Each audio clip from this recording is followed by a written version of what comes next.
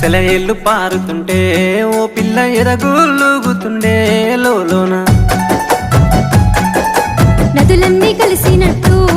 పిల్లగా నవ్వెంత బాగున్నది నీలోనా